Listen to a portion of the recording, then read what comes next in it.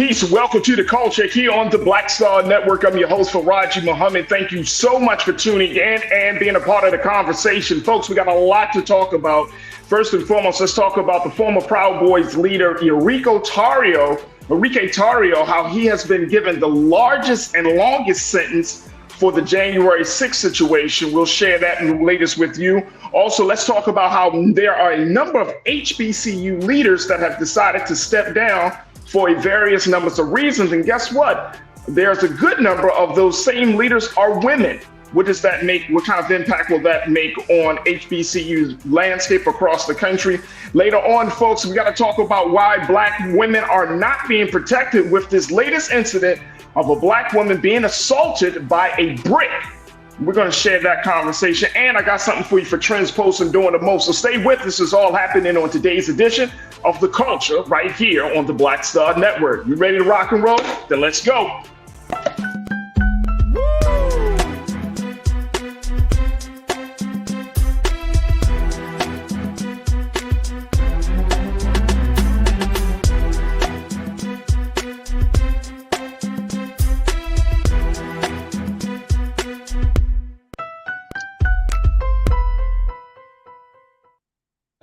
Folks, welcome back to The Culture. Welcome to The Culture here on the Black Star Network. I'm your host, Farajii Muhammad. Thank you so much for tuning in and being a part of the conversation. Folks, we got a lot to talk about.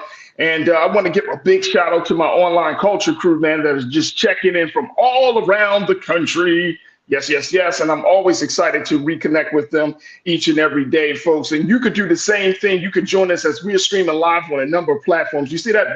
Do you see this right down here at the bottom?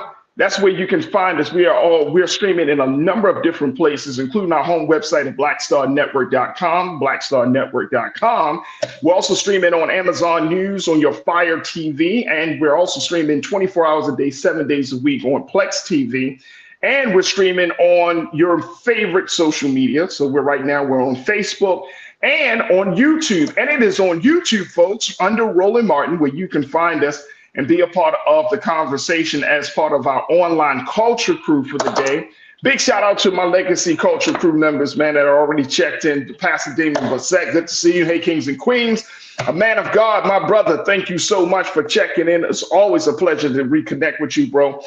Cindy Dean, thank you so much. Deidre, I see you. And so many others are going to be checking in as well. So you can join us in the conversation right there on Roland Martin, on YouTube under Roland Martin.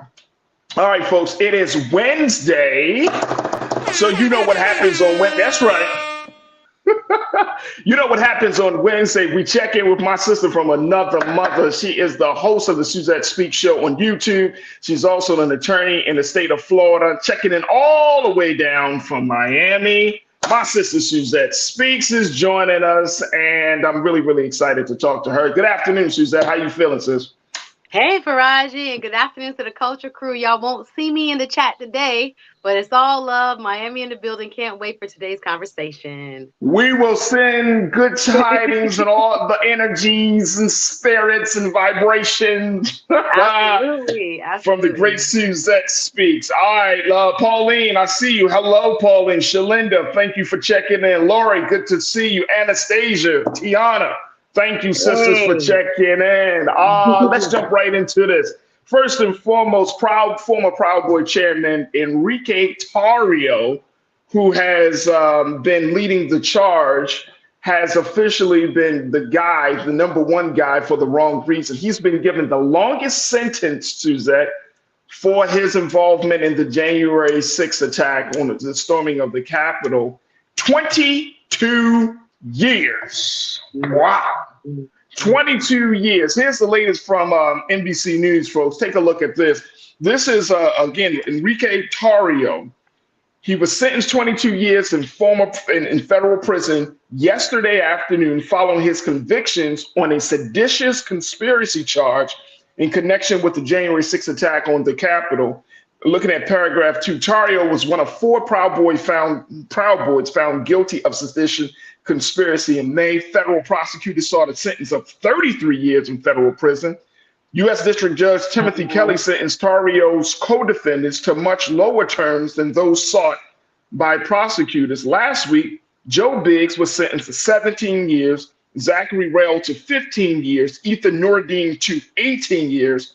Proud Boy Dominic Pizzola, the fifth defendant, was found not guilty of the top charge of sedition and conspiracy, but guilty of other charges. He was sentenced to 10 years. Wow. Suzette, first and foremost, do you think that this was justice? Do you think that this was appropriate? They were looking for 33. He ended up getting 22. Do you feel like that is fair and just based on what he did?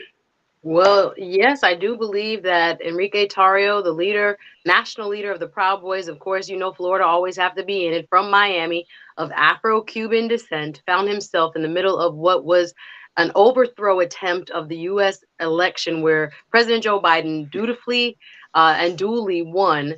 And instead, he found himself as a head of a right-wing organization that made it its mission, not only on January 6th, but prior to January 6th, to impose this kind of right-wing fascist ideology, which has permanently changed the Republican Party, mind you. And it came to fruition on January 6th. Although he was not even in D.C. on that date, all of his acts as laid out by the prosecution led to over 200 members of the Proud Boys being on the steps of the Capitol on January 6th. They were at the head of the spear, as the judge put it. And he is now paid or will be paying his debt to society for his actions in this attempt to overthrow a United States election. I looked at what his attorney said. They had asked for about 15 years. Prior to this, the other Proud Boy defendants had about 15 to 18 on average, but the range now is between 10, and he is now the highest defendant with this type of jail time for his sentence, for his conviction. So it's a loud and clear message by this U.S. district judge. He's sounded a little bit repentant during his statements during the sentencing. He didn't apologize for what he did, but he said he apologized for not doing more to deter what happened at the Capitol. He's always maintained that it was a spontaneous day of protest. But again, the prosecution was able to show this jury otherwise. And that's why all of them have so far been convicted. And he has now seen the stiffest penalty. So this is going to open up the conversation in a very, very big way, because like I mentioned from this NBC News report, and I know we got to take a quick pause, but very quickly, Suzette, the number of people who are getting like these big sentences are now starting to come out, right? Like these Proud Boy members, people who are part of far right groups. Is this going to be the precedent for Merrick Garland and his team in the Department of Justice? Do you expect to see, or should we expect to see, more stiff penalties like this? Well, it's up to the judge's discretion, right? They have like a table, a guideline that they can use based on the acts and how heinous they were and what they see fit. But yes, it is within the guidelines. He could have received over 3 decades. That's what the prosecution wanted. So I think for someone who is at the head of organizing this type of attack on our Capitol, it was justifiable. So I do think if there are others who remain out at large, they may, in fact, if brought to court, see similar sentences. But for him and the others that got 15 years, 18 years last week, it's because of the vital role they played in breaching the Capitol. Most of what you saw on your television during that fateful day that shocked the world was that the Proud Boys were at the front of breaking the glass, getting into the Capitol windows, pushing people and egging people on to go inside and disrupt the counting of our electoral college votes. So yes, for that type of behavior, I think it is quite justifiable. Again, these seditious acts, laws came about right after the Civil War. They haven't been used since, but this was a major breach of our United States government and our election system. So yes, I do think if others are tied to Proud Boys behavior on that day, they'll see these similar type of sentences. All right, we got to take a quick pause. When we come forward, Suzette, I want to share with you what some of our culture crew members are saying, because they're already seeing some major disparities even in the sentencing process of this. I'm gonna share what I think Cindy, you brought it up, Shalinda, you brought it up. Folks, we're gonna continue the conversation on the other side with my sister Suzette Speaks, host and TV host and attorney, and of course with you. So join us in the chat right now. We're streaming live on YouTube under Roland Martin, and you could be a part of the culture crew for the day. Folks, stay with us. We still got a lot to talk about in this first hour of the culture here on the Black Star Network.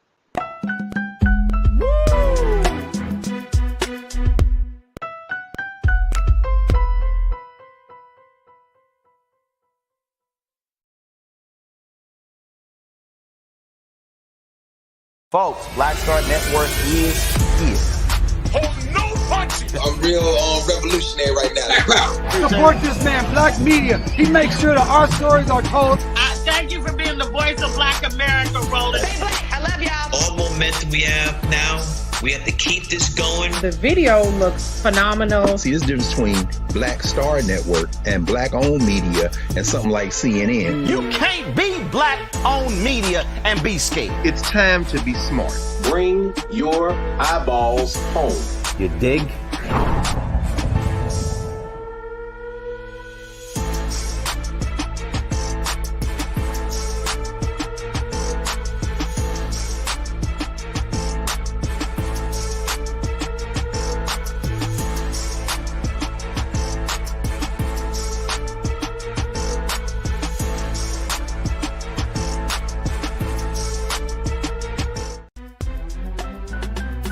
I'm Farajii Muhammad, live from LA.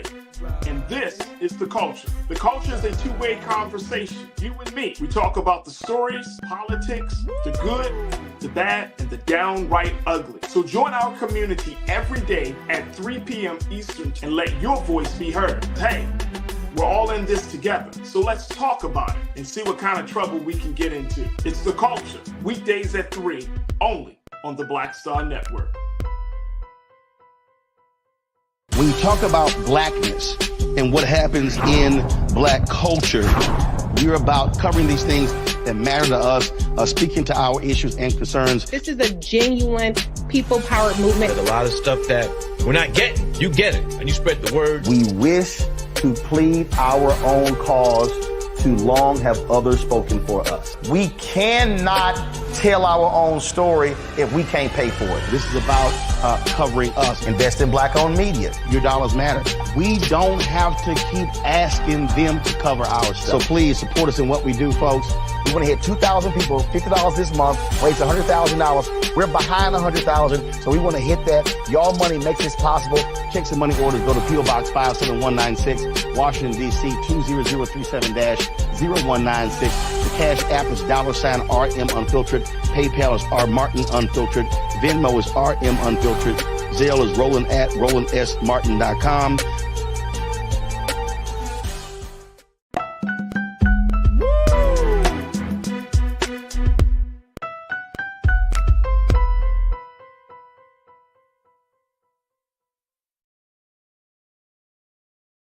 All right, folks, welcome back to The Culture here on the Black Star Network. I'm your host, Farajii Muhammad. We've been talking about the latest sentencing of Proud Boys, the former Proud Boys leader, Enrique Tarrio. He served as the chairman of the far-right group. He has officially been sentenced to 22 years in federal prison as a result of his involvement in the attack on the Capitol on January the 6th. Let me bring my sister Suzette Speaks back into this. Suzette, one of the things that people are saying right now is that he got the stiffest penalty because he's Cuban and he's Black. Man, so let me just share with you. I mean, I'm not laughing about it because that's a serious allegation. I really do believe it because he was the head of the snake, so to speak. You know, play stupid games, you win stupid prizes. A lot of what he did, you know, was recorded. Although he, you know, hooked up with, you know, Stuart Rhodes from the Oath Keepers. They had that fateful meeting in an underground parking lot and recorded this because they thought they were being patriots, right? Or they just wanted to overthrow our election. A little bit of both. So that the fact that he got way more than Stuart Rhodes, I can see an argument being made as to, you know, they probably had similar roles or had equal culpability. But nonetheless, you know, he was the face. this Enrique Tarrio was kind of like this mythical, again, a non-white figure that called himself a Proud Boy, headed the chapter down here and eventually became like the national spokesperson, pictured with, several strong, what could I call them, GOP leaders, if you will, or very popular GOP leaders, was legitimized during a 2020 debate when Donald Trump was asked about, white supremacy and calling it out. And he told them to stand up, stand back and stand by. And then their numbers doubled almost, immediately thereafter. And so this kind of undertone that was underground at first, but then became overt because the president endorsed it. He became like the poster boy for it. So I do see some of what, is being said, but again, he was the head of the snake, if you will, in terms of the most publicly recognizable figure. So I think that worked against him. But then again, melanated skin oftentimes sees, different results. And I'm not saying that necessarily happened here, but I can understand why people will look at why is it that he's getting, the most time so far of any January 6th defendant. But I do believe it's because he was the head of the conspiracy, if you will, and again, played such a prominent role in the media with regards to what took place. And even though, like I said, he wasn't there, he had laid the foundation, laid the groundwork, and activated this group of radicals. And it shows you that anybody of any color and any ethnicity can become radicalized. So I think that's part of why we see such a stiff penalty for him. I would agree. Cindy, you said a Cuban got the most time for the leader of the Proud Boys. The white supremacy male of the January 6th riot got mostly slaps on the wrist. Cindy. Shalinda, you checked it. Although it's well-deserved, why the darkest one of the traitors get the longest sentence? Okay. Let's see. Let me see. Tiana, you checked in and said, I'm not shocked nor surprised. He got the most time. The problem is he forgot he was black.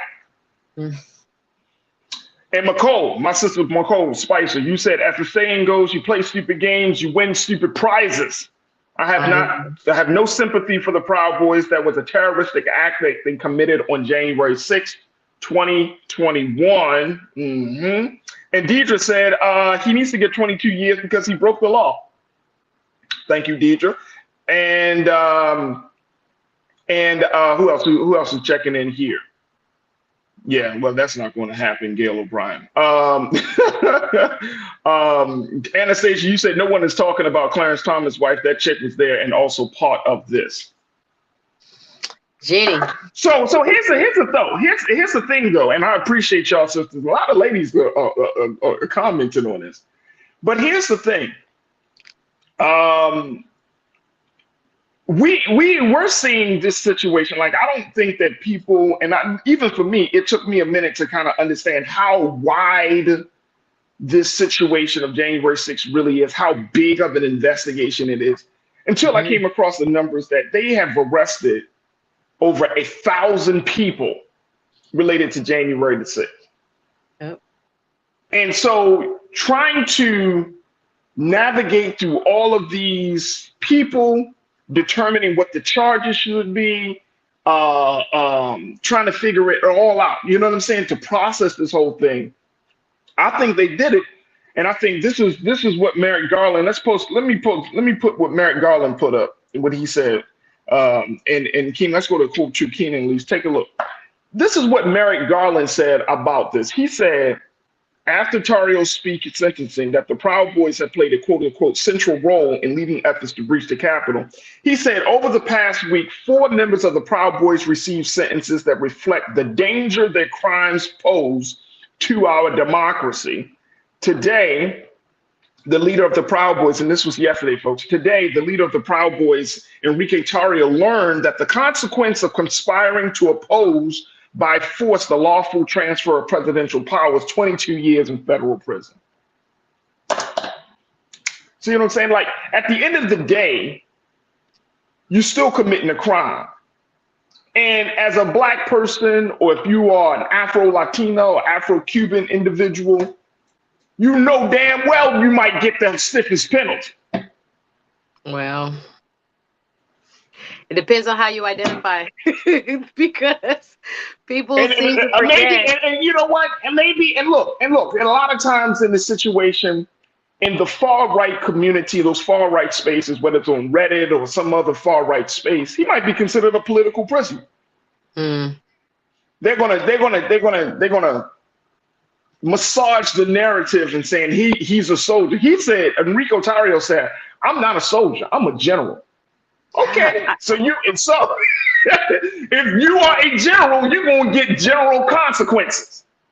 Yeah, in several interviews, I've been watching a lot, since this came down yesterday, of interviews from the past, and shout out to CNN's Sarah Seidlin, who did an interview right after January 6th with him, where he purported to say, he did not think that, this was something that was an overt act of sedition, that people were just caught up in the moment. That's what, again, his attorneys keep saying, that he was kind of like a misled patriot by the president and thought that he was doing something to fight for America. But also in that interview on CNN, you know what he said, Farajii? He said he did not believe that the election was stolen.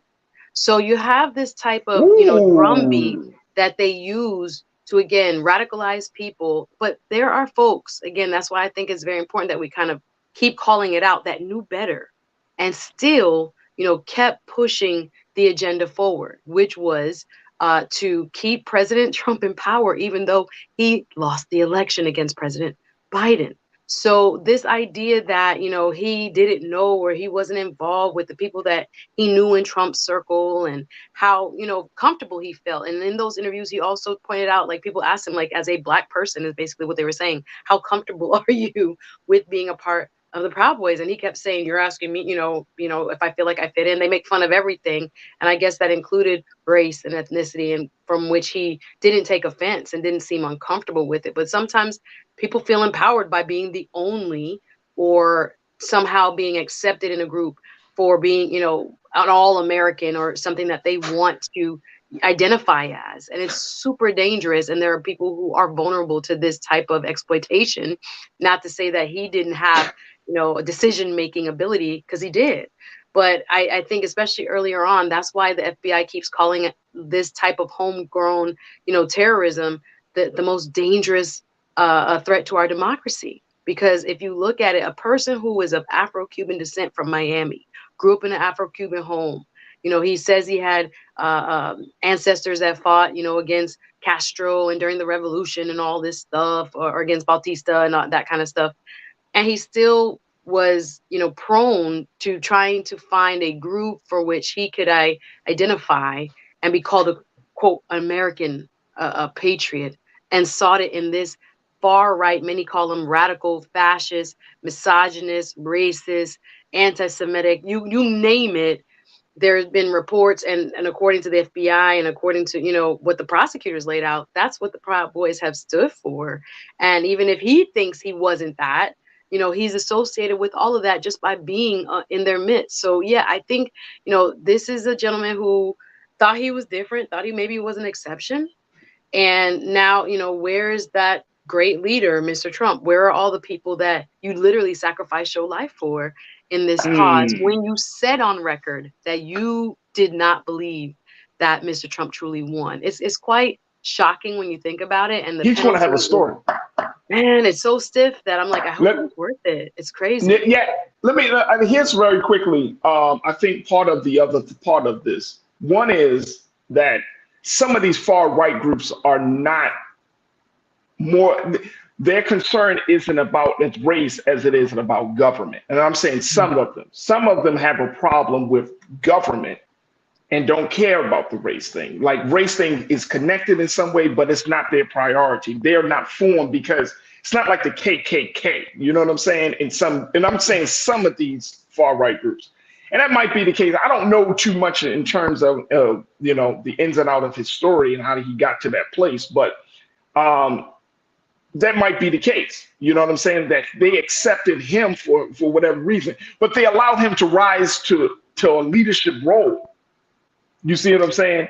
And I think that is something that should be studied and reviewed, because it's fascinating that you have a black man, an Afro-Cuban man who's running a far right, who's leading a far right group, a militia, right?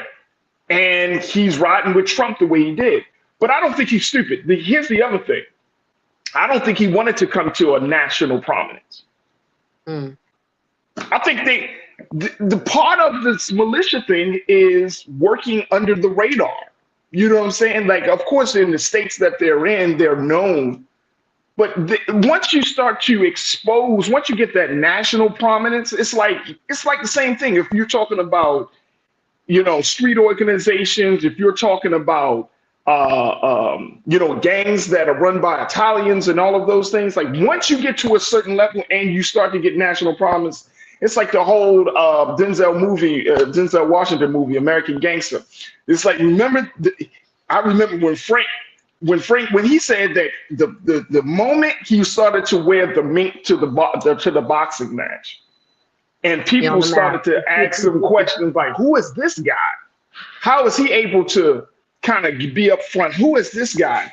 That's when everything fell apart. Yeah. That's when everything fell apart. I don't think like these guys kind of work in quote unquote secrecy, and that serves as a protection and a shield because they're under the radar. At this point, why would you, if you're committing all these crimes, why would you be like out there? It doesn't make sense. It does not make sense. What you pointed out make, you know, perfect sense to me. Also, I think they have a united kind of feeling of grievance that somebody did something wrong to them. He has talked about in interviews how he's anti-immigrant. And I'm like, again, your people came here, sir. Your people came on the ship, bro.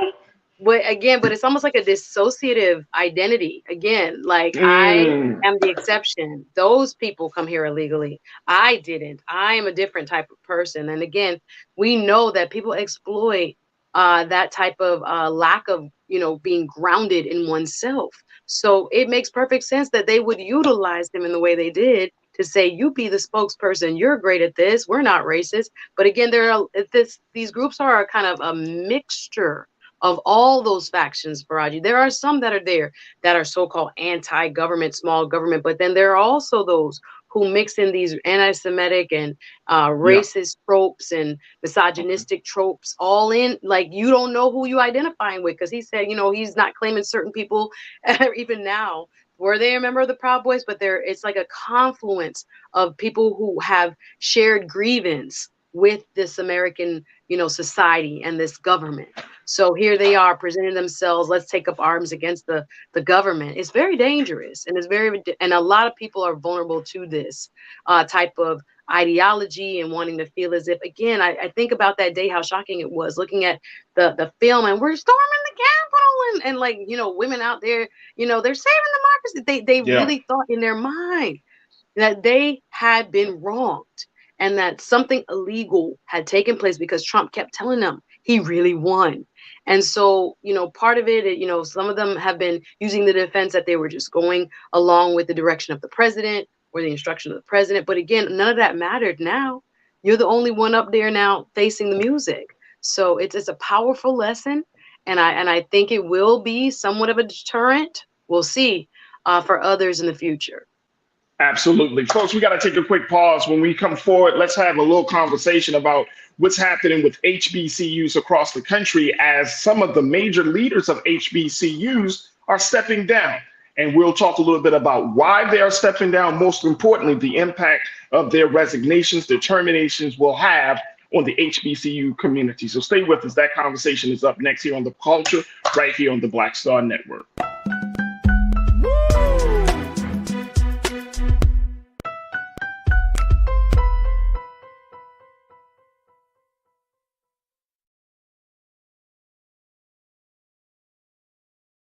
Folks, Black Star Network is here.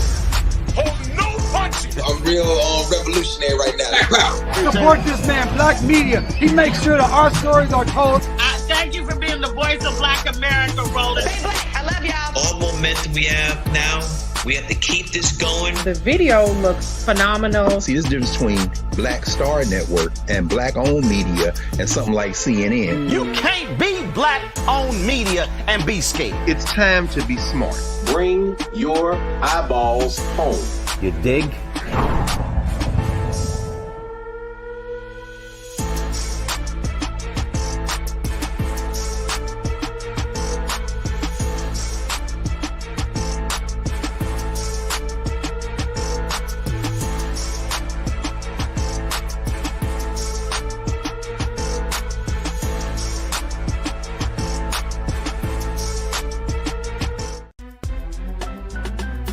I'm Farajii Muhammad, live from LA.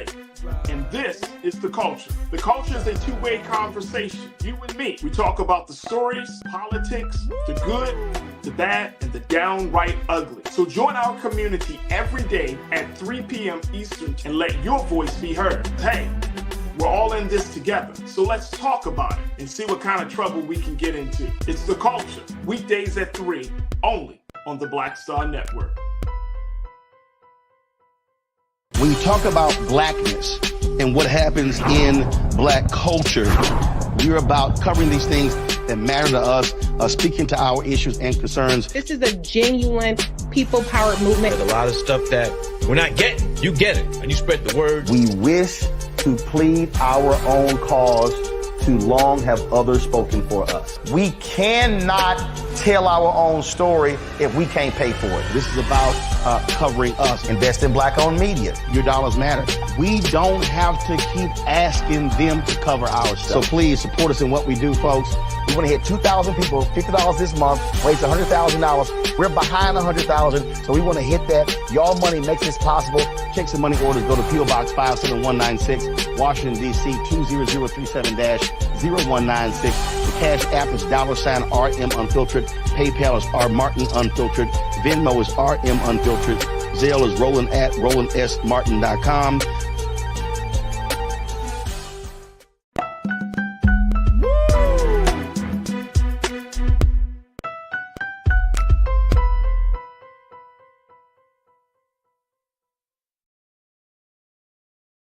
Folks, welcome back to The Culture here on the Black Star Network. I'm your host, Farajii Muhammad. Leaders at historically black colleges and universities, apparently, folks, in a new trend are stepping down at a rapid rate since the month of March. This is the latest coming from the Washington Post, who've done a study on the number of presidents leaving their positions at the nation's roughly 100 HBCUs. As a result of sector-wide resignations, retirements, and terminations, folks. I want to share with you what came out of this or was said in this report from the Washington Post. Take a look at this here, folks, because this is very fascinating. There also has been a broader trend of presidents at predominantly white institutions stepping down. Forbes reported that several university presidents have announced their resignation or retirement in the past month. Many occurred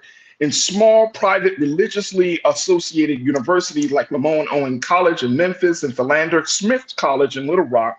A handful of women are among those who have left their jobs, and there have been outspoken disputes about enrollment and funding. Now, take a look at this. Let's go into this process talking about the women that have left the role. Take a look, folks.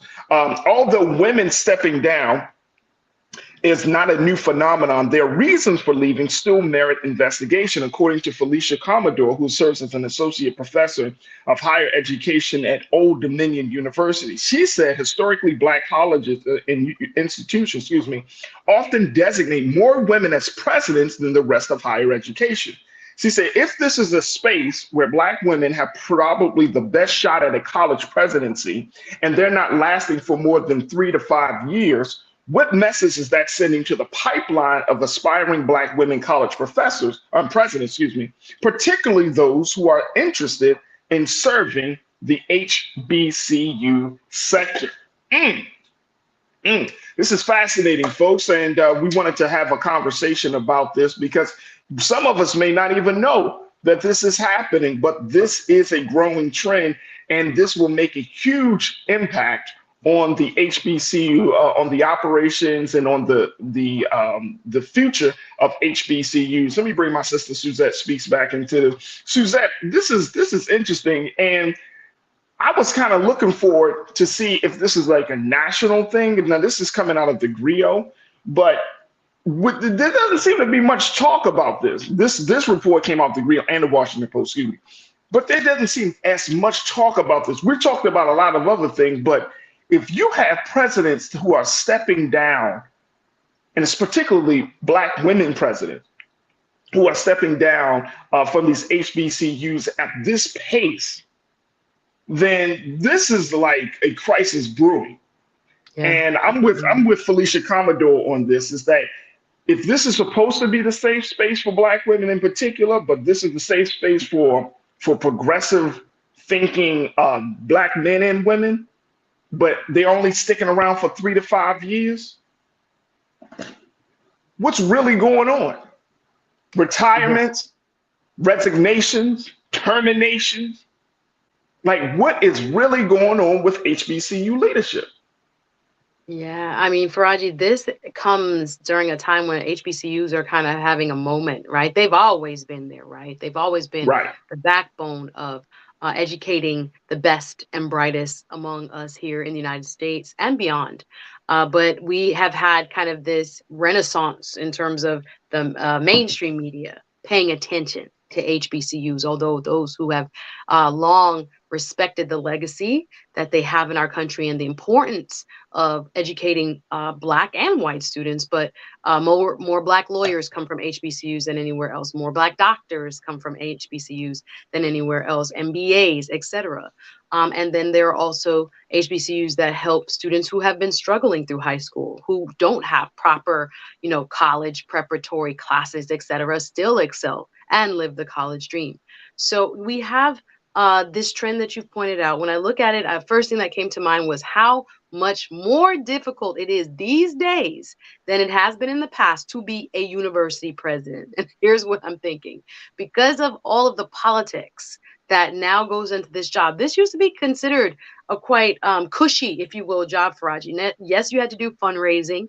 Yes, you always have to be interacting with your faculty and your students, et cetera, et cetera.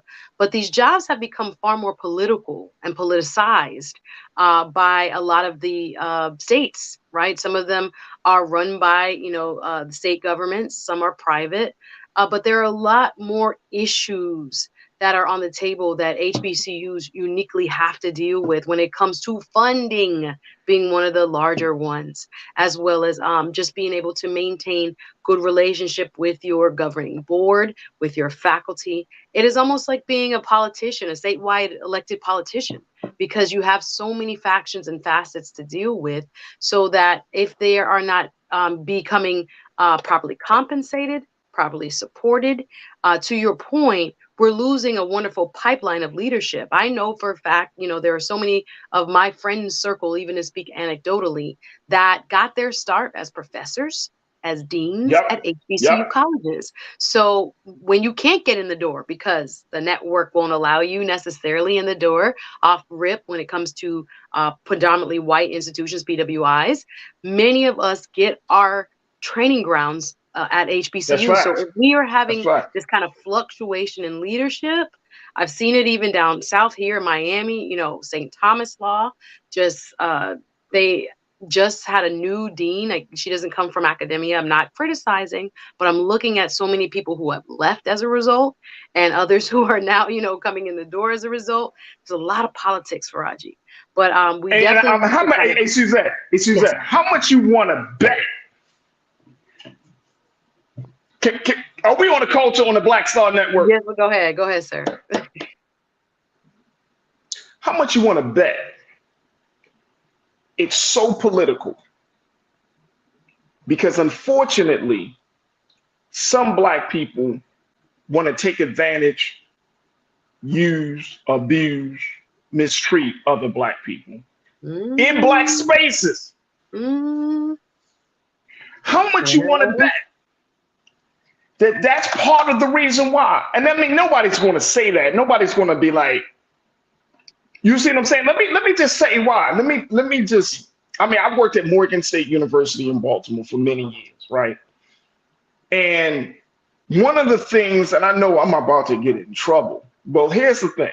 One of the things that we don't often talk about is the culture in Black institutions. Mm. There's a certain reason why some of us are turned off from working for Black people in Black spaces and Black institutions. So when you have Black people, I mean, look. In my understanding, like in Baltimore, we had Morgan, we had Coppin, there's Bowie. When you got Black people, these aren't stupid Black people. These are highly educated, critical thinkers who bring a lot of ideas. And sometimes in Black spaces, you got the old against the young. Sometimes in Black spaces, you got progressive ideas and progressive thinking versus this is how we used to do it. You see what I'm saying?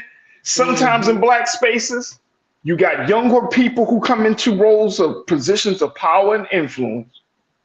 And then you got older people who want to stand and be gatekeepers. My goodness.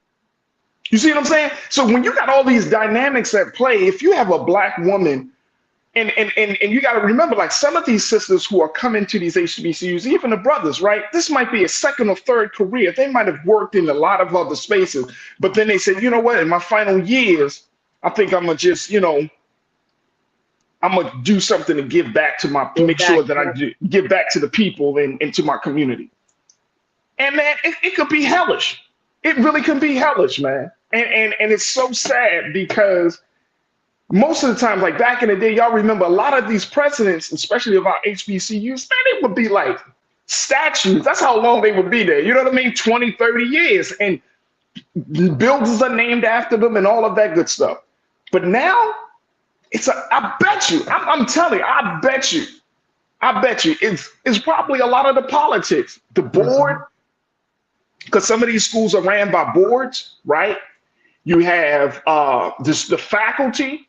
You might put a Black person as the figurehead in there, but then they really don't have no power. I mean, there's a lot of dynamics at play. I bet you a lot of that is stuff. And look, if I'm 50, 60 years old, you know what I'm saying? I'm trying to work out the final few years of my life, and you got to deal with all this BS from your own people. You rather just take the L and be like, hey, man, I tried my best. This is a labor of love, but I'm getting the hell up out of here. Yeah, I mean, there's a lot that we know goes right. Let's put it out there when it comes to HBCUs. But we know there's also, and I'm thinking even in the last couple of years when it has come to athletics and, what we saw as national headlines with, Ed Reed, let's go Miami, with Deion Sanders and what he talked about when it came to his pay and distribution of assets and things like this and things that were benefiting the students off of his name, but the schools, not implicating anybody. This is, again, going off of what has been alleged, none of this we are going to say for a fact, but it's been alleged by one side that, you trying to benefit off of what I bring to the school and then not necessarily, kind of reciprocate back to me some of what we need in terms of facilities, what we need in terms of, student support and things of this nature. So there are some, I think, cultural and institutionalized ways of thinking that we definitely should challenge and should question as appropriate, whether or not, again, there are leaders that are willing to do, the very difficult work of kind of shifting the direction of these big ships, right? It takes a long time. It takes patience. And oftentimes you get pushback for people who, again, ran the, financial aid department for 40 years. Well, ma'am, I know you ran the financial aid department for 40 years, but we got, new perspectives and new technology and things that we want to bring. I'm telling you, new buildings that we need to build for our students and the top facilities that should be offered. It is difficult sometimes because sometimes we get very comfortable with status quo. And I agree with you, there are people that are coming out of the private sector, people who have had their established careers, got their money, so to speak, Come on. and are looking to come back and say, God, I want to pour into this next generation. I'm going to show, what I've learned and share what I've learned. Oftentimes there are not environments that are welcoming or conducive to this type of, innovative leadership. So we have to question ourselves lovingly, supportive of the mission, right? And instead of being siloed, the board versus the president, and I got to be fighting you for, certain decision making, et cetera. I mean, there should be, of course, this check and balance, but I think there's a lot more that probably has contributed to this kind of turnover that we really need to pay attention to, so we can start to be critical of what's going on and address it, and make sure we're keeping good leadership there at our HBCUs. And that's what it is. That's what it is. We got to take a quick pause. When we come forward, we're going to continue the conversation. But I'm telling you, Suzette, there's something underneath all of this. Resignation, retirement. People say they're going into retirement, but you work 3 years and you say, all right, I'm going to retire. Get tired. You get tired. What are you tired from? You're tired from the bullshit. You're tired from the BS. You feel it, exactly. Like seriously, you're tired from the old ways. I bet you, if we had a candid conversation with some of these presidents, especially the sisters, they probably give us some stories to tell. Because I've been around Black media, Black institutions, Black folks in leadership so long that I recognize, like, man, sometimes we do the Black churches, everything, Black civic organizations and nonprofit organizations. We can cause the most damage to ourselves. This ain't about no white man. This is about us, how we treat each other. And sometimes when we come into the door and we get all fresh in ideas, and next thing you know, somebody is telling us, somebody from our community is telling us, you can't do that. You can't do that. Ain't nobody want that. You can't do this. And you're like, well, I'm trying to. I've been on boards where they telling me, you're the neophyte on the board. I was like, what? Right. I'm sorry. And was that and who said that to you? That was to say in your place and follow what I'm doing. Ma'am, that's not why they put me on the board, right? That's not why we put me on the board.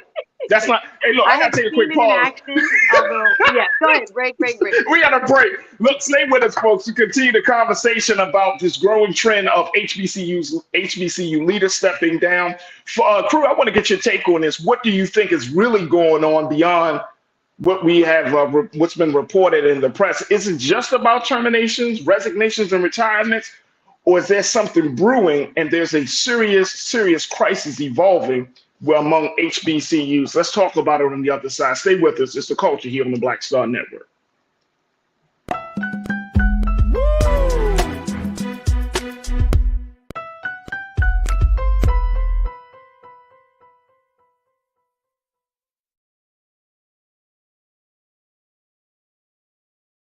Pull up a chair. Take your seat.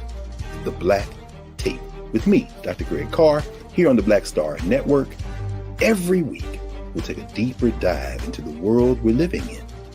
Join the conversation only on the Black Star Network. Black Star Network is here. Oh, no punch! I'm real revolutionary right now. Thank you for being the voice of Black America. All momentum we have now, we have to keep this going. The video looks phenomenal. See, there's a difference between Black Star Network and Black-owned media and something like CNN. You can't be Black-owned media and be scared. It's time to be smart. Bring your eyeballs home. You dig?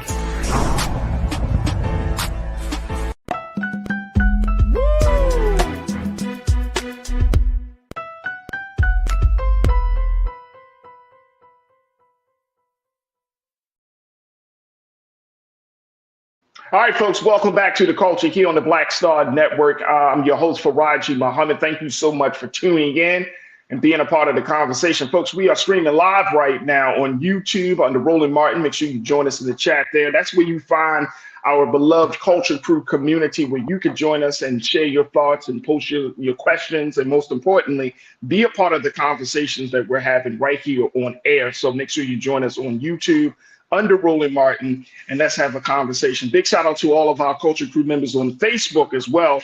folks are checking in from all over there. So thank you so much for doing so. And of course, you can continue to watch us on blackstarnetwork.com, Amazon News on your Fire TV, Plex TV, and other streaming services as we continue to expand this movement for digital media. We've been talking about this latest phenomenon, this trend of HBCU leaders stepping down, where there are a number of women leaders who are walking away from historic Black colleges and universities all across the country, and it's creating a trend. Now, this trend is also happening in white establishments, predominantly white colleges and institutions, PWIs. It is also happening there, and many people are saying that this is a sign that the landscape in the industry for higher education is changing dramatically when you have major professionals, folks who are bringing a ton of skills and talents to the table, and yet within a 3 to 5 year period, they're walking away to pursue other things. Some of them are pursuing other ventures, some of them are simply retiring, and some of them are just getting fired. So we've been talking about this dynamic. More importantly, like, what does this mean and what kind of impact this will have on HBCUs as we move further into the future? My sister Suzette Speaks is with me, folks. As always, I'm happy to have my sister. Suzette, we're talking about this because it's the culture, it's the Black Star Network, it's Black media, this is what we do. And we got to get to the crux of this. I don't think it's just like, oh, okay. If this was a regular situation, then it wouldn't be making news the way it's making news.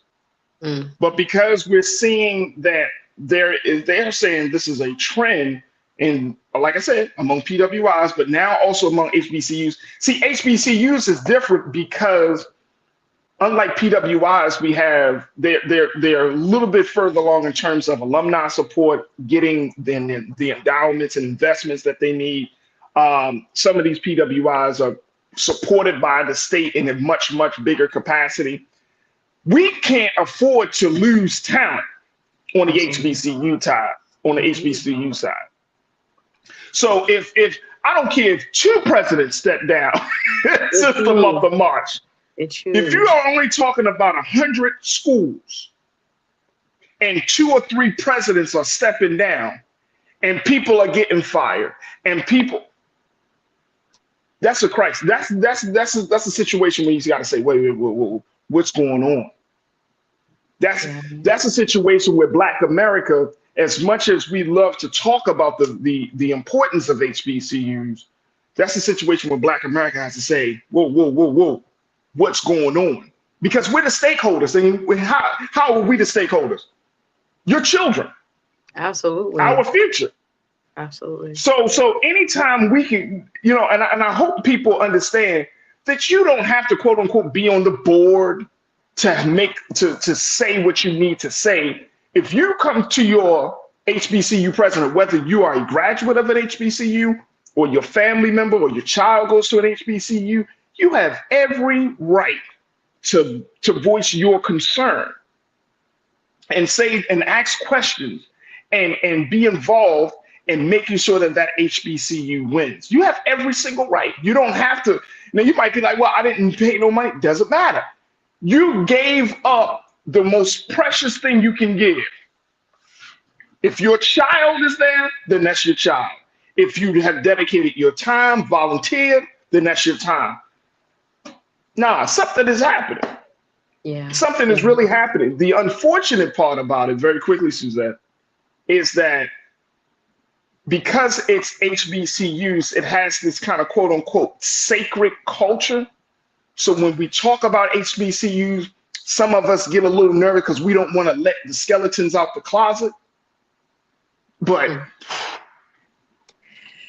it's very difficult because I think as a culture, we are very, protective of our own, as we should be. So again, even in this context and this conversation, our intent is to build up, right? Our intent is to improve and to make sure we have the longevity we need from leaders in order to make sure our training grounds, right, the preeminent training grounds of our next generation around our country are, adequately receiving, the funding and the support that they need. For any company, a CEO that only lasts 1, 2, 3, 4, 5 years, leaves a large hole. It's very difficult to hire somebody. And, while they're not there, the interim has all these issues and things that they kind of can do and kind of can't do at the same time. And really what happens is the students suffer. And that's the sad part. So we do have to raise up as well as admonish in love, right? We do have to protect as well as to kind of on a case by case basis, look at what happened at each of these institutions. What did all the different parties have to say, right? What did the board say? What did that individual say, the former president? What did the students say? Whose needs were or were not met, so that we can hopefully, in the selection process, see various approaches that can improve the likelihood that we will have longevity in the leadership. There's a reason why in PWIs, and I went to PWI for undergrad as well as law school, they have presidents for 10, 12, 15, 20 years, as you stated, because there's something about that longevity that allows for someone to kind of see out the vision, right? And to have the historical context and the respect of their faculty, of their, board, to say, I know what I'm doing, follow me. Here's the vision that you can buy into and that you can believe in. But when you have this quick turnover, it makes it so much harder for the next person, because it's almost like you're doing cleanup for the last person, trying to prove that you're not them. Come on, Suzette. And at the same time, you got to be making long-term decisions on facilities, on investments, and all kinds of things, on how you're going to fundraise and how you're going to build new buildings, right? And things that have, we've seen some schools, they look the same for the last 50 years. That ain't right. Right. So yes, there's underfunding. Yes, there's other challenges. But I think when it comes to leadership, we need to do kind of like a case by case analysis and look at what's happening and why, and see if we can address it in love, but with the students in mind, and with the building of like a brighter, more innovative campus in mind. Hey, you know what? That's the exact word that came to my mind as I'm listening to you, Suzette. Innovation. There's a difference between being a manager and an innovator. There's a difference, right?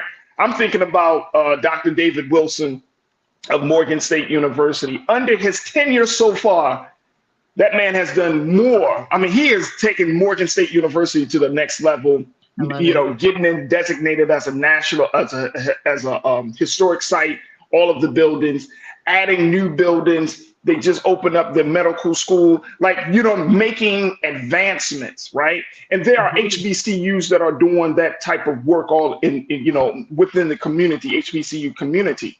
But then you still have, like you said, there's some other HBCUs that still operate like it's the 1960s and 70s. Old ass buildings. We talked about it on this show. His brother Roland's talked about it. Like, they need funding, because you got to ask yourself the question, like, what's happening with the resources and all of those things? And I don't think it's crazy to bring up these questions. I think that if you ask any question in the right spirit, then you can do so. But I think that it's indicative of where we are, that in 2023, students may be suffering from everything from bad infrastructure to mishandling of money in 2023. And HBCUs most of these HBCUs, I could be wrong, but Suzette, I don't see no white faces running HBCUs. There are some white people in the administration, but not necessarily in the administration. Yeah, it's true. But I'm saying there aren't white presidents. Can't name one, but I don't think so. Yeah, you're right. That's my point. That's all I'm saying. Of course, in the administration, yeah, obviously, right? But in terms of the overall vision and leadership, that falls on the president. Raising money, that falls on the president. You see what I'm saying? You got to be not only the president, you got to be the chief executive officer. You have to be the #1 cheerleader. You have to be the HBCU advocate. I mean, there are a dozen roles that you got to play in that leadership position. Let me share what the crew is saying, because the crew is going off right now, Suzette. I can bet. I can't The read crew comments. is going off. Benny Hill, you said administration, chancellors, directors, board members tap in, help us with some perspective. Absolutely. I would love to hear what folks got to say on this. Tiana, you said, thank you, Benny. Tiana, you said, I've worked at community college for 24 years, and I completely understand what those HBCUs are going through with the turnover. 24 years. Yeah. 24 years. And Tiana, I would love to kind of get a little take from you, what you have seen in that 24 years. Cindy D, you said maybe since prime time in coaching and VP Harris, these colleges are in the spotlight. The scope of HBCUs is much greater. It's more criticism. It's more political. It's always about money. But is that a bad thing when we're trying to grow something? No, I agree with her. They've been in the spotlight, you know, and now more than ever, again, as she said, with Kamala Harris, with Chadwick Boseman, rest in peace, Felicia Rashad, Diddy, whoever else, thank God for HBCUs. But we're seeing much more of a spotlight, and then with more spotlight comes more scrutiny. So yeah. Hey, look, you brought up Felicia Rashad. Where people are coming to figure out. You brought up Felicia Rashad. What happened there? She stepped down. Yeah. She took over the college. Because the rules that are given to you, what you think you're able to do and what the confines of academia sometimes places on you, it's like two different things. So you think, okay, I can be the dean of the School of Arts at Howard and do certain things. No, again, it's very political. It's how you balance the interest of what your president, your faculty want, your students need, the money and budgets that you have available to you. It's very tricky. And again, it takes a very skilled leader to do what a lot of our administrators do across, HBCU campuses. There are people that are getting it right. Let's just point that out. As you stated, absolutely. There are some blueprints that we're like, yes, I love it. And it shows what can be done.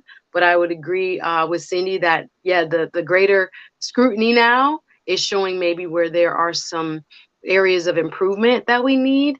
And again, if you can't retain good leadership, it doesn't bode well for anybody within the ecosystem. So we got to figure out what's going on and really do an analysis of why, we're seeing the trend not only widely in the PWI kind of landscape, but specifically among HBCUs. Absolutely. We got to take a quick pause. But Willie, I want to bring up the point that you made. Willie Frazier, my brother, you said this could be a result of legislatures trying to dictate education. If you're being pressured to teach lies and discriminate against diverse people who enter college, it will probably make you quit. The outside influence. Yeah. Good observation as well. That's an excellent assessment because. But see, here's the thing. Here's the buffer for this very, very quickly to what Brother Willie is saying. And I think he's spot on with this. The buffer is if you're getting that type of pressure from the state for curriculum or funding or anything, what is your board supposed to do? If you got the president that's on the ground, right, in the trenches, connecting with the student, building relationships, then what the hell is the board supposed to be doing? Or the governing body of folks who help to hire the president in some cases, and what are they supposed to do? The board is supposed to stave off that type of statewide pressure. But if the board is bought and paid for by the state, and then you got black, y'all, come on, man. If the board is weak, and then all the pressure comes down on the president ain't gonna feel like they're being supported. Or if the president is going to the say it again, Suzette. I said if the board is inexperienced as well. If the board is inexperienced, if the board is weak, if that governing body of people capitulate under the pressure of the state, like, yeah, we should be doing this, and then you have a strong black woman, a strong brother who comes in and is like, no, man, in spite of all of these culture wars, we got to do it this way. And the board like, no, we should try to do it like this because this is how the board can do, because this is the way we're going to get money. So now you compromise the mission for a few dollars. Mm-hmm. Look, we got to take another quick pause, y'all. When we come back, let's continue the conversation, get some final remarks. And we got to talk about that situation with the black woman being assaulted by a brick. Man, oh man, more hot conversation on the way. Stay with us. It's The Culture here on the Black Star Network.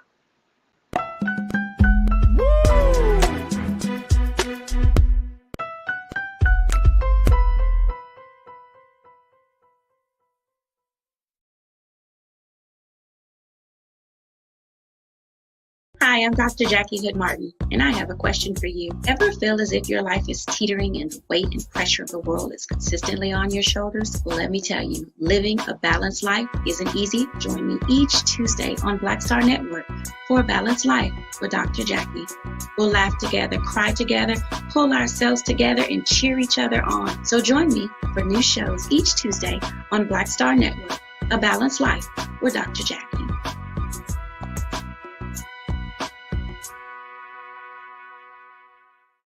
Black Star Network is here. Oh, no punch! I'm real revolutionary right now. Thank you for being the voice of Black America. All momentum we have now, we have to keep this going. The video looks phenomenal. See, there's a difference between Black Star Network and black-owned media and something like CNN. You can't be black-owned media and be scared. It's time to be smart. Bring your eyeballs home. You dig?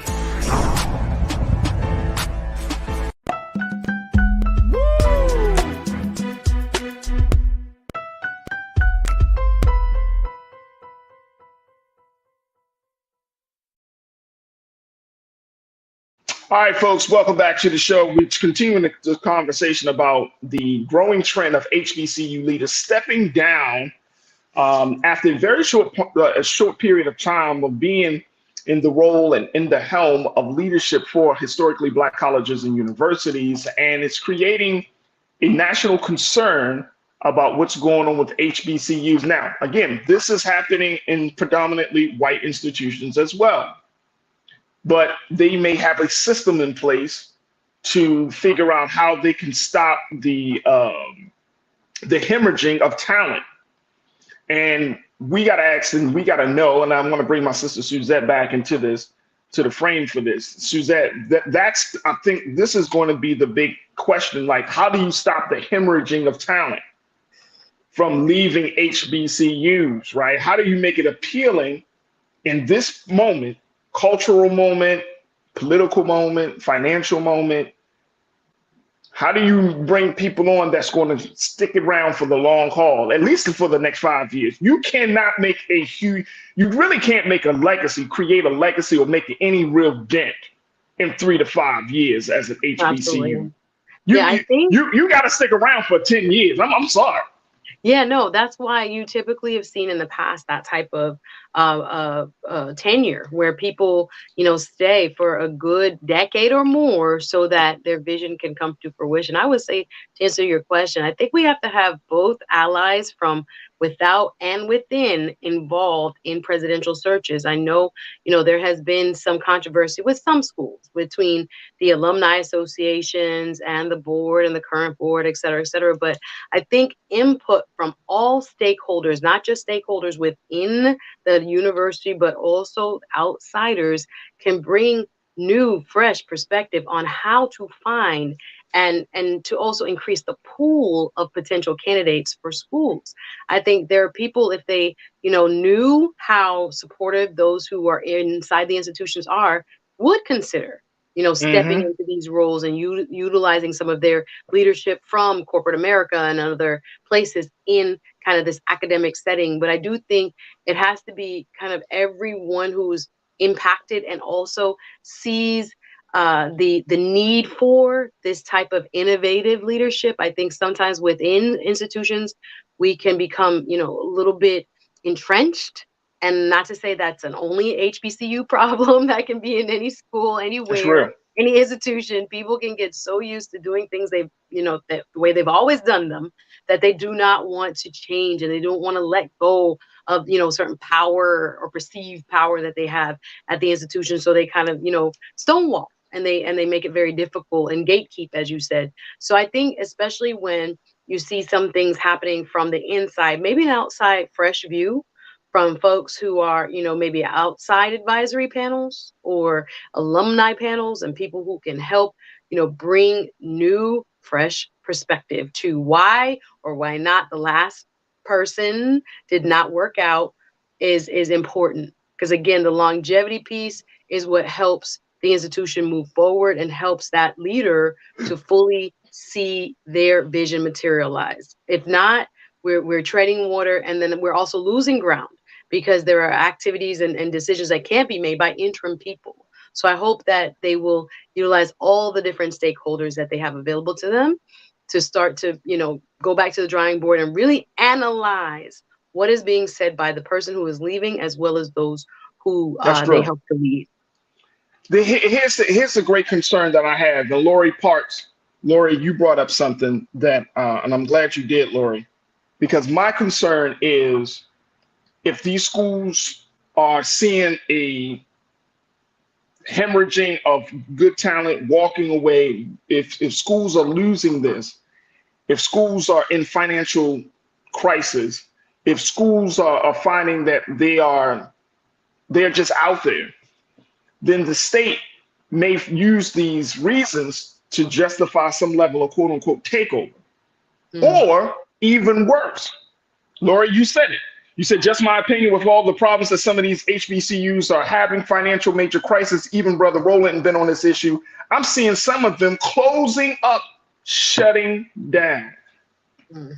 Which is not what we need. That's exactly it, Suzette.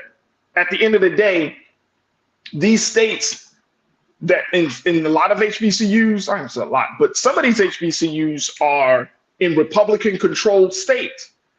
And they will attempt to try to shut down some of these, especially in the South. You know what I mean? Whether you're talking about Georgia or Alabama or some other state that's Republican controlled, Texas. It's easy for these Republican folks to say, oh, you know what? The school is quote unquote underperforming. The school is misappropriating funds, or there's a real financial support that's lacking. The leadership is not there. In this day and time where we're questioning whether Black people and their history and their struggle is important, maybe we should just shut this thing down. That's why it's so important that we work together to find a solution internally. Because again, this is not, out of the realm of possibility for people who are trying to see these type of institutions kind of shut down anyway, to now say, hey, let's take this opportunity to roll back the state support or the funding or whatever other ways they can control. Accreditation is what I was thinking about, and things where people come out with degrees that are not accredited. It's fundamentally, important that we really look at why and how we can help support them. Yes, the federal government does, a certain amount. Yes, the state government does a certain amount. But again, our own mindset of that, self-sufficiency needs to come into play. While we do expect the same support and hopefully increased support for those schools who have not received adequate, state funds, or for private schools. I know it can be, through the loan programs, et cetera, making sure they are all accessible grant programs and loans, federal loan programs to the students that attend some of these private schools.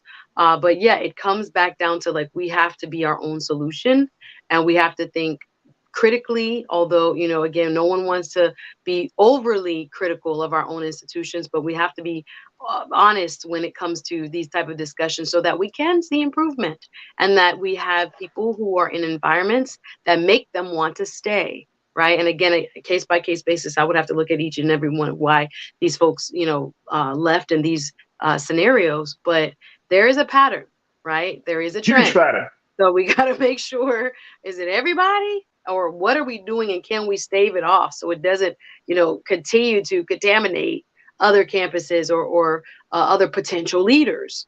and dissuade them from coming to these campuses. We need good, innovative leadership no matter what. And we have to actually provide our own solutions to some of these issues and see if we can be a welcoming place. And I say we because I consider myself, a product of why, Black leaders who come from HBCUs are just a part of the fabric of what has changed America throughout these last centuries. And we know that. So we know that. We look at the legacy, that. but we have to continue to kind of, again, put that at the forefront of why we do what we do and take away ego, take away, this kind of infighting sometimes that occurs. And not to say that every HBCU is not like this, guys, but we're just talking about these select, campuses where we have seen this turnover. We got to analyze for real what happened and try to, course correct as needed. Absolutely. Let me see if I can pull up very quickly which HBCUs, because in this report it talks about which HBCUs have seen some of the recent departures. Let me just pull this up very quickly. They said in April. Call names, huh? Calling names, so we can correct the record. Let's talk about who all is on this list. Okay. If you want to. There were a couple of things. They did a research by the American Council on Education. It revealed that college presidents who responded had been in their positions at that time for an average of 8.5 years in 2006. So 8.5 years was like the average back in 17 years ago. The average decreased to 5.9 years, or pretty much 6 years in 2022. So that's research showing that the market, the life expectancy, right, the life expectancy of college presidents has actually declined from about 9 years, or like probably close to 10 years, as you mentioned, Suzette. You know, being around for a decade to shaving off to about 6 years. Wow, interesting. According to research by the Center for the Study of HBCUs, the average tenure of recently departed presidents of HBCUs is 2.1 years, less than half of the typical 4.5-year contract offered to presidents in the industry. Wow. That's disturbing. That's a little disturbing. Because what can someone do in 2 years? And I don't know. So we're not even, we hitting half of the mark. That means that whatever is happening. You get to know all your faculty names. You out to do. Okay, thank you for coming, Michelle. I appreciate you. Oh, you know what, Michelle? You know everything there is to know now. I'm gone. Like, what are we doing? I'm gone, Michelle. It was so good. We just had lunch yesterday. Yeah, girl. Just gotta know it's time. Now you going, no. I think there might be, there's some concern possibly, just to play devil's advocate, that, people are jealous of these type of cushy, quote unquote, jobs and what they pay. And there may be some sentiment, not saying in these cases, but overall about, why they got to make this much, or how, come they get this benefit or that perk or that, it's a big responsibility. It's a huge, multifaceted job. And for people who are coming out of private sector jobs that make even more than this, the salary and the compensation, I wonder if that plays any role into why people are saying, you got to go, or if it's purely conduct or maybe like, not meeting of the minds in terms of the board and et cetera. I'm just curious. I don't know enough about it, but I'm curious about it. All right, let me just share this very quickly. I know we got to take our next pause. In April, according to the GRIO, the Mississippi Institution of Higher Learning Board of Trustees unanimously voted to fire Felicia Nave, a Black woman who served as the president of Alcorn State University since 2019. The board has yet to speak about the reasons for firing Nave, but she had received requests for resignation from students and alumni due to complaints about enrollment numbers and poor communication. The former president is one of many female HBCU presidents to leave their positions in the past year. The list also includes Carmen Waltrith at Tougaloo College in Mississippi, Vernell Bennett Fairs at Lemoyne Owen, and Leisha Crumpton Young at Texas Southern University in Houston.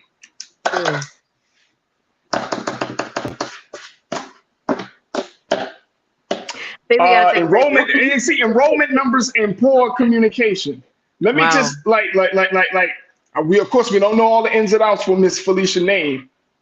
Enrollment numbers and poor communication. It takes a minute to turn that ship around. She was there from 2019. This is 2023, so she was there for 4 years. I don't know what could have happened. I hope it's not a situation where she got into the position and then she had to do all of this house cleaning, right, from the previous administration. And then 2 years in, she finally got her footing.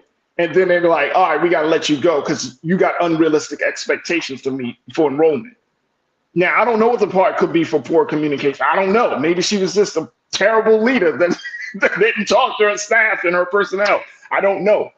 But I think we should ask for some level of transparency that and I'm saying for us as Black America, we should ask for some level of transparency. If you're going to, Lamar and Owen is a major college. All of these are major colleges. TSU in Houston, that's a major Black HBCU. Yeah. So there should be, it shouldn't just be like, we just had to let them go. We appreciate no reason why. And no reason why? No reason why? No. That's weird. We need transparency. Yeah. So we're gonna keep looking at this situation, but I think that it's important that we recognize that this situation is happening. Things are happening. Let's see how this school year goes, right? This is that, like, as we get closer to them, because I know stuff is going to come up over the next few months as we get further along in a year. But this is a real problem. This is a very real problem that not HBCUs, not alumni, but that Black America is going to have to figure out how to solve. There it is. All right, folks, we got to take a quick pause. When we come forward, let's talk about the Black woman who was assaulted by a brick and why it seems like the protection of Black women still seems to be a problem within our community. Stay with us. That conversation is up next here on The Culture on the Black Star Network.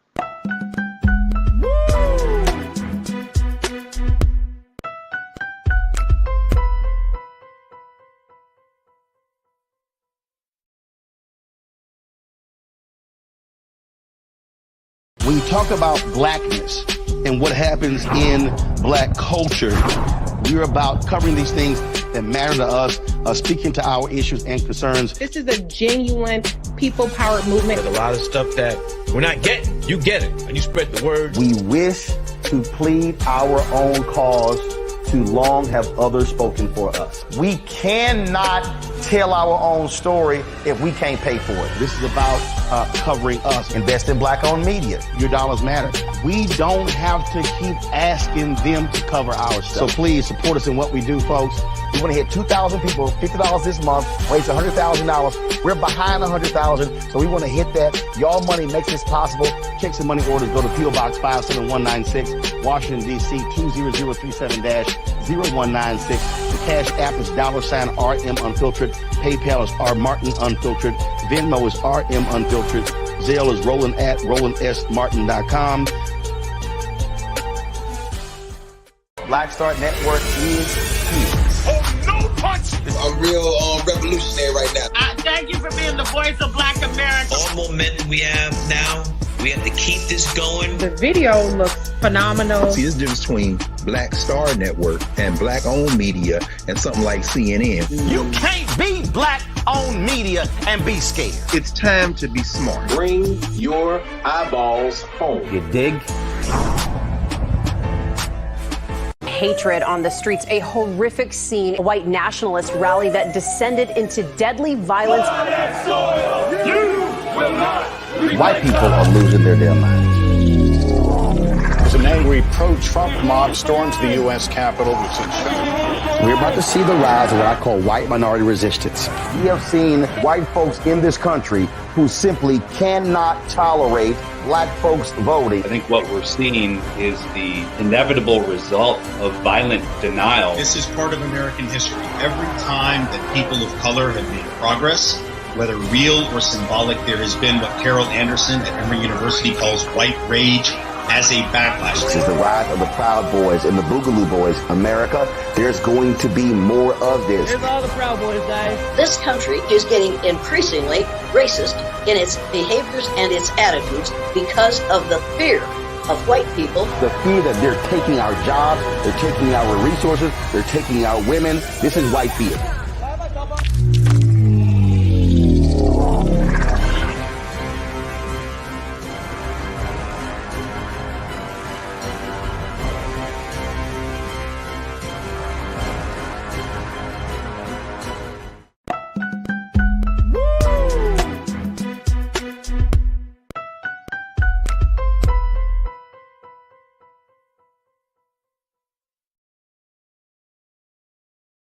All right, folks, welcome back to the culture here on the Black Star Network.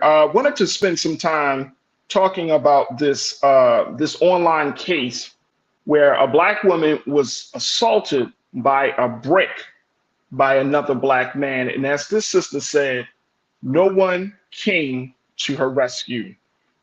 This is the situation that happened just a couple of days ago. And it was a very disturbing situation because the sister went on to her social media page, and it was picked up by the Shade Room and other sites.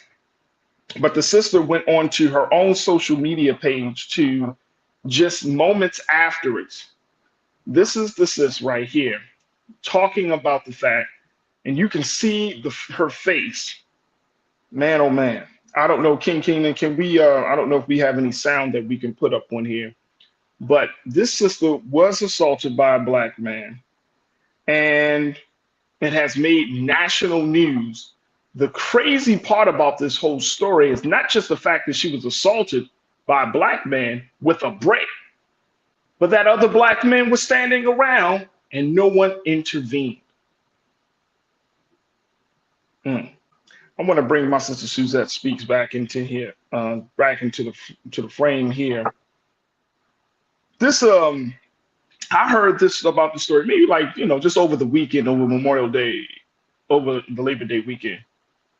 And it pissed me off. Now, there are some other elements to this story, right? Because there are some folks that actually, we heard about this story, but then I saw on social media, on Twitter, X, and some of the other social media spaces where people have found video of this same sister going around slapping people. But it wasn't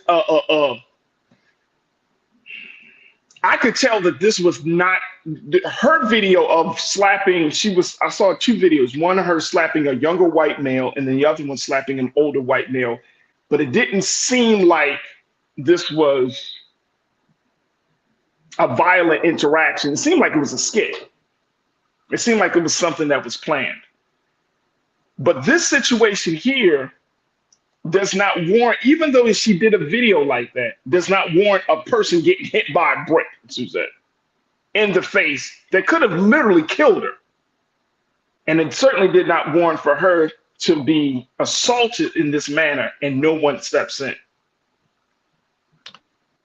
Yeah, Farajii, I too saw the viral post that was on the Shade Room and everywhere on social media featuring this young lady, and it really, I had an emotional reaction to it. Of course, like most of those who watched it, it was shocking to see someone, posting from the hospital, face swole up, as she alleges that she refused to give man, it looked like they were in the club or some kind of, nightclub scene where, person called or sought to get her phone number. And she said, no, that's what she gave as far as her account as to what happened allegedly. And that she therefore, received a brick to the face by this individual, and that there were other men that were present that she, said did nothing, that they stood around, didn't defend her, etc. So I think there are a couple lessons from this, Farajii, and messages that we can kind of,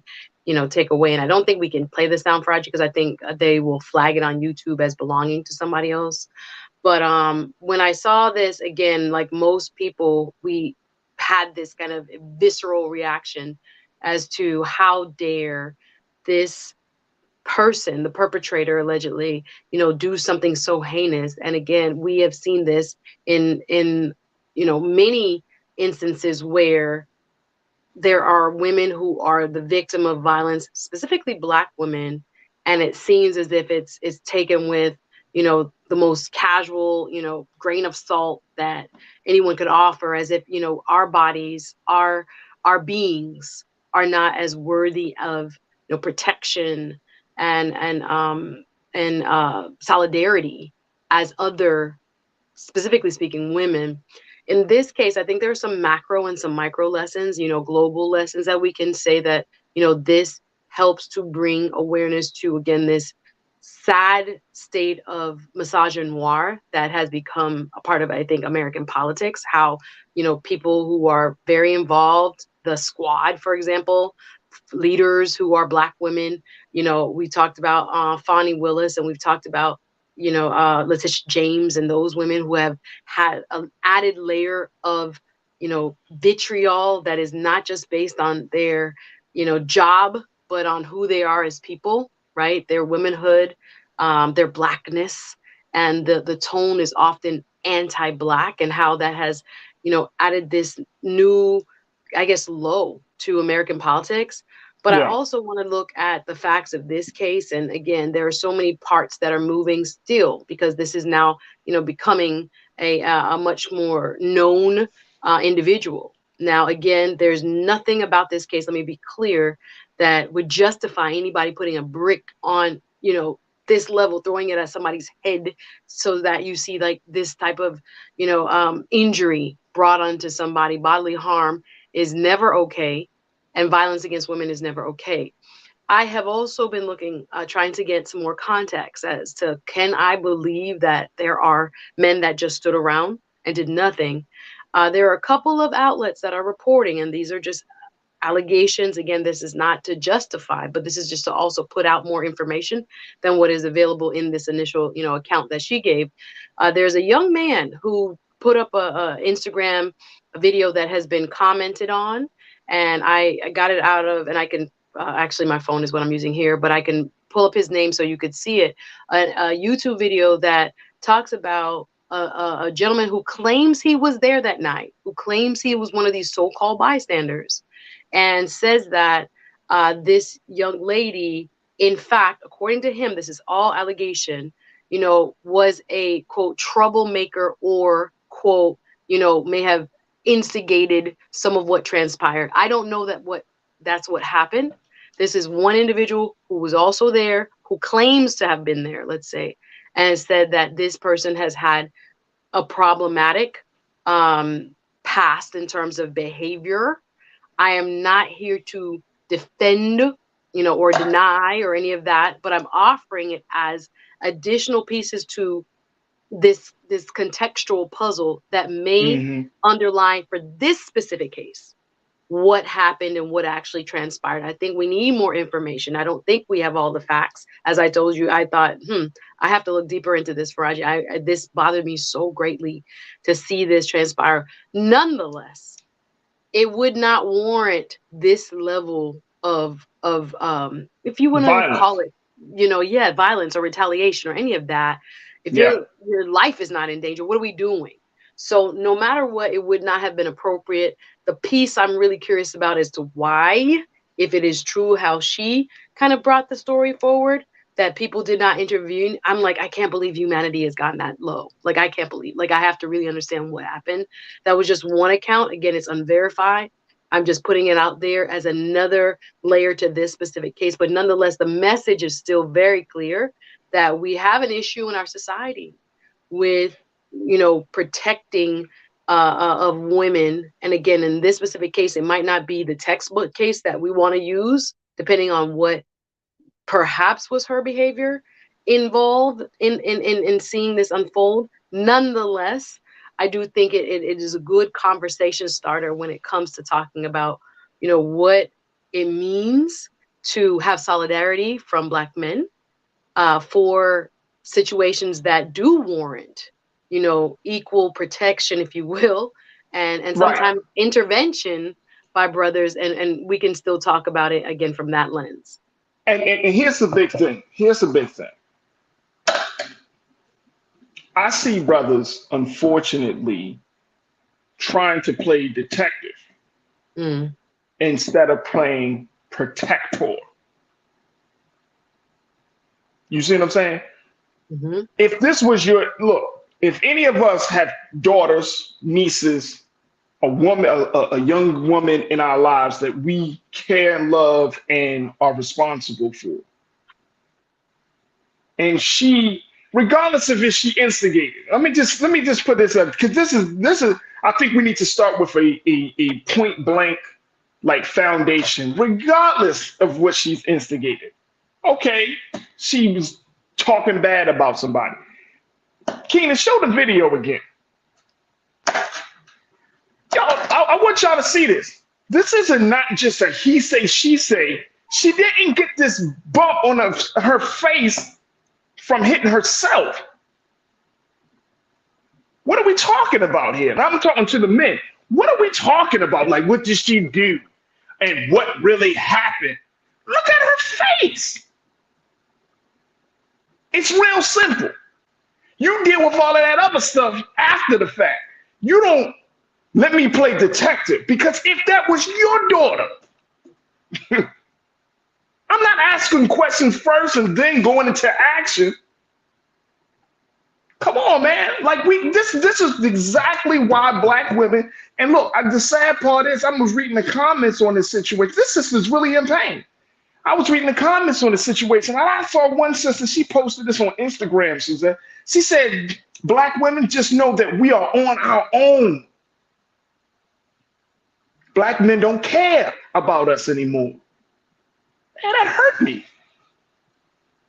That hurt me as a man, as a Black man, as a father of a daughter. That hurt. That we get to this point and sisters are saying we on our own. I don't care about the details. I'm serious. I really don't care. I don't care if she did it as a skit. She was going around. This sister got hit in the face by a brick, y'all. If that was your daughter, say if your daughter, your niece, your granddaughter started something and a dude took a brick and smacked her across the head. Maybe she said something and she come home looking like that. What you gonna say? Well, you shouldn't have said that. You shouldn't have done what you did. You would be the worst father, uncle, grandfather in the world.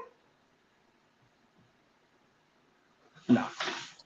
Yeah, and I want to be clear. I don't think it excuses any of. No, I know you're not saying that, Suzanne. But I'm putting out there what the internet is saying, because I think there is always more to the story when we see it, and I don't think it's fair to put all Black men in one box. Oh, wait, let me just. And I know that you weren't, Farajii. No, I know that's what I'm saying. But and I want us to be very careful when we see Black kind of viral behavior. We say Black people A or Black people B. Right. It's not all Black people. It's not all Black people. And you don't like my music. You say, I do care about the details. What if she physically assaulted someone first? Did she assault them with a brick? So you get slapped. Somebody slaps you, and then you pick up a brick, and you could damn near kill a person. Mm. So that makes sense to you. You don't like my music. Come on, man. Come on. Man, come on. Think about that. I don't care if she assaulted you first. Her hand and a brick are two different weapons. Mm-hmm. Somebody slaps you in the face, you can walk away. Somebody put a brick to your face, you may not walk away at all.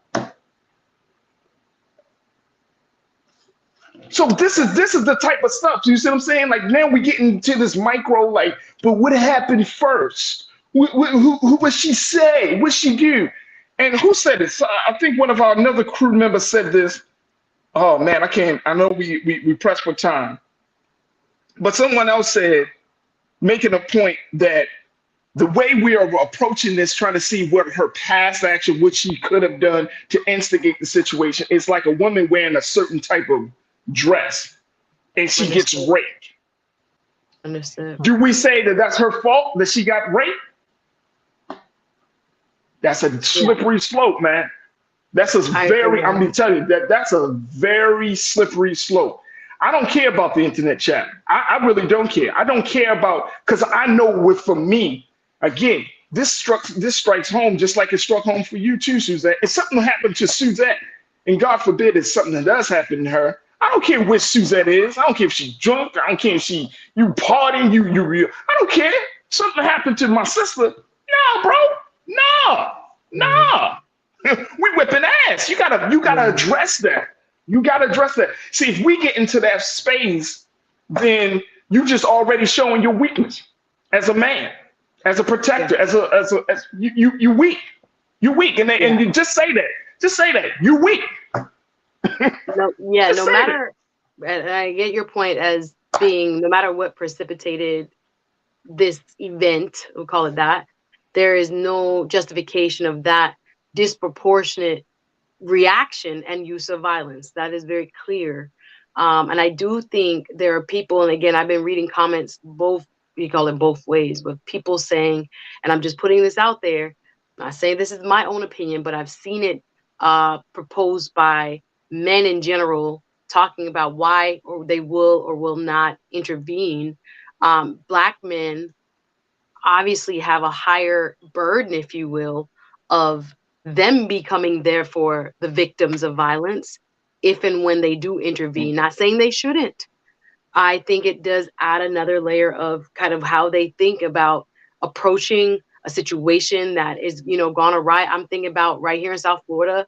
We've had a couple of shootings lately. One was up in Fort Lauderdale where a man tried to intervene. It was in a Walmart, and a man who was a former co-worker of a lady was coming after her with a gun, and the guy did intervene, and he lost his life. I think there's a contemplation that we need to be sensitive of, not to say I am telling anyone that they should act or not act, but that we have to recognize what's going on in today's society. Men are looking at certain situations and saying, is this a possible, situation that could cost me my life? And how should I approach it if I do get involved? I think that's a real contemplation that we should at least acknowledge is happening. Not to say it's right, not to say it's wrong, not to pass judgment on that. But I do think there are, men who will feel that I have to look at a situation twice now and say, should I intervene? And if so, how? So that I preserve my own life. If this is not, a person that I know or complete stranger. Obviously, right is right and wrong is wrong. I'm just saying that some of the commentary I've been reading has brought forth that questioning by a lot of brothers as far as when it is appropriate and how much do you risk when you are intervening. And again, this is a multi-layered. I get it. Trust me, I get it, Suzette. And I know we got to wrap up. And I get it.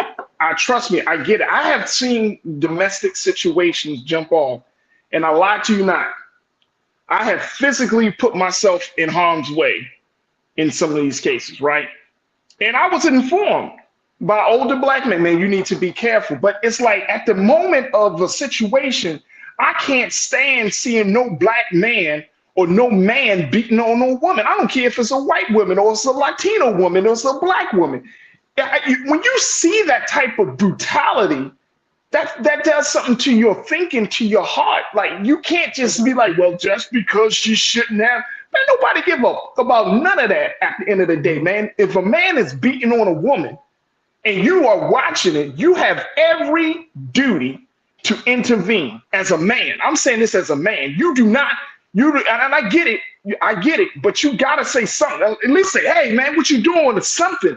Or you have to intervene in some way. So use the best of intelligence, but you got to do something. You can't just watch a woman getting beat down in the street like she an animal. And then you sitting there like, damn, man, what'd she do? Man, stop asking so many damn questions and do something. Get off your goddamn phone, man, and just do something. Yeah. Like, I'm tired of seeing weakness. We go to, look, this is the same thing when we saw a brother killed in New York City. Brothers go to the gym, but can't use a damn muscle sometimes. Because you're so weak here. And you weak here. But you want to walk around like you're going to do something. Sit your ass down, man. You ain't going to do nothing. If you watch a man beating down on your people like that, whether it's a Black man or a woman, you ain't going to do nothing. I've seen small guys jumping into big frays because guess what? They have no fear in their heart. They have no fear. And that's how God blesses you to have. You come into a situation, small stature, but once you come into a situation with no fear and you got the presence of mind and you're doing the right thing, you will get the power to overcome any situation. You need to get that fear out your heart, man. Yeah. You need to get that. I'm not going to let nobody just beat down on a woman and just be like, man, she shouldn't have done that. Shit, that's great. No, 100%. All violence against women, we do not condone it, or it should be, elevated to the point where people feel compelled, men and women, to intervene, right? To see somebody in distress, see somebody who, is about to be, violated in this type of way, say something, do something, try to call the police, do whatever you can within your means to interject. I just think in this specific case, as many are going to argue, what does that have to do with anything? I get that. It's wrong, right? At the base level, it's wrong. Yapping or whatever may have occurred or precipitated that, it's wrong, right? Pick up a brick and hit somebody in the head could have taken her life. It's wrong. It's absolutely deplorable. I'm looking at it also from the other lenses of the discussions I've seen. Why, if that is the truth, why not? And I wanted to get to the bottom of that. Yeah. But as you're saying, we do need this kind of principled approach across the board, that the rules of engagement lead us more so to act than not to act. I agree with that. And hopefully, absolutely, no violence is begetting violence, right? Don't instigate nothing. Don't put yourself in a position. However, it's not to be used as an excuse in this scenario. But I'm also kind of advocating for being, accountable in all parties, right? Those who stood by, those who were involved. Why did you do this? But again, I agree with your premise. It doesn't even matter. You shouldn't have done it in the first place, right?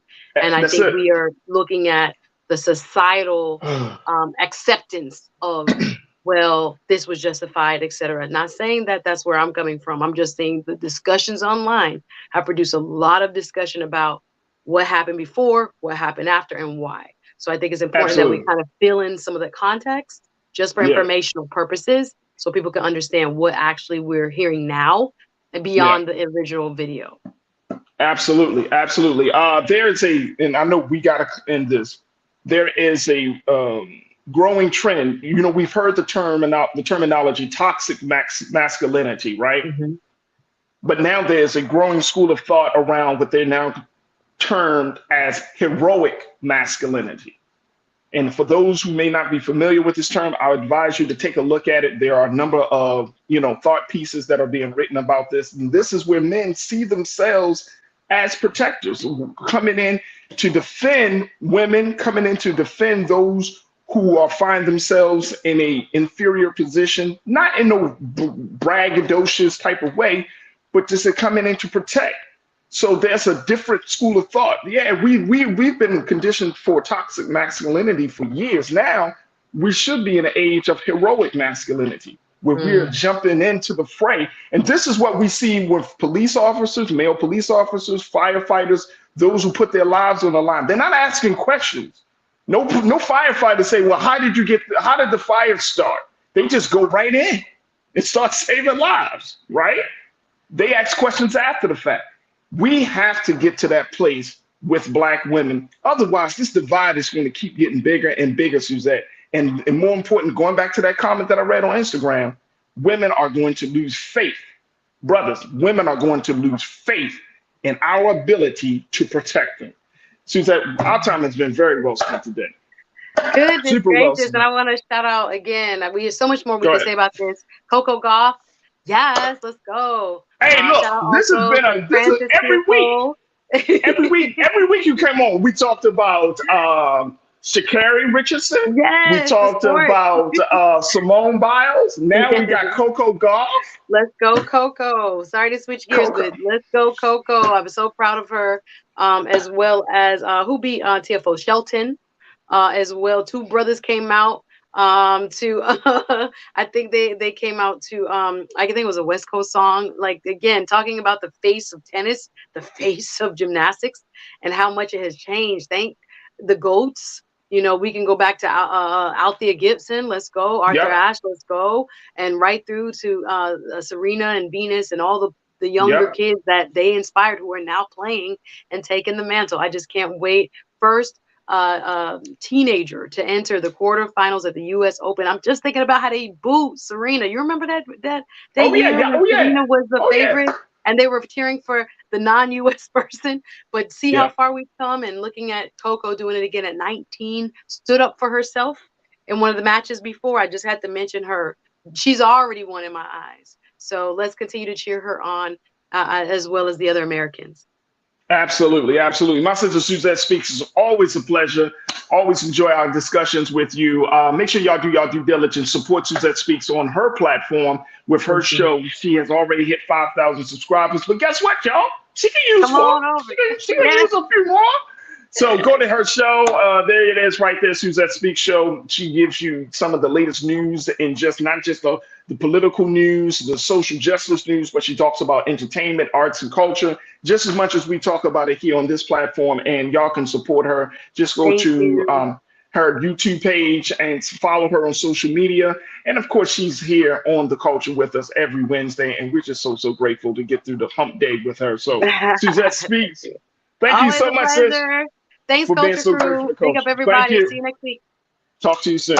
All right, folks, that's going to do it for us. Thank you so much for spending a little extra time with us this afternoon. Be sure to do your due diligence. Support us here at blackstarnetwork.com. You go to our website today, download the app for free on all of your devices, and more importantly, show your support. If you enjoy the content, you enjoy being a part of the Culture Crew and having this space to have these discussions, your support means everything to us. So just go to our website today at blackstarnetwork.com. And those are the various ways in which you can support us financially, blackstarnetwork.com. And of course, tell your friends and family about us and follow us on social media at Black Star Network. Also follow me, yours truly, at The Real Farajii on Instagram and I'm going to be found on Twitter, Facebook, on Threads at Farajii. And I would love to connect with you. I appreciate each and every one of you. I want to appreciate my team, Joel, Shannon, Maddie, Chris, Lise, and my man King Keenan for making us look and sound so good. Stay tuned. Up next at 6 p.m. Eastern Standard Time is Roland Martin Unfiltered. As always, never be afraid to challenge what's wrong, stand for what's right while being yourself in the process. 5th year anniversary for Big Brother Roland. I didn't say it yesterday. So congratulations to our big brother, our founder of Black Star Network, for doing it strong for 5 years straight and continuing the great work. So give your shout out to Brother Roland. And thank you to all of those who have supported us today here on the Black Star Network. I saw we had a number of people who have made their support on the becoming level 1 Bring the Phone fan club members. So thank you. Until tomorrow, folks, I look forward to reconnecting with you then. Have a great afternoon, wonderful evening, and talk to you soon. Peace.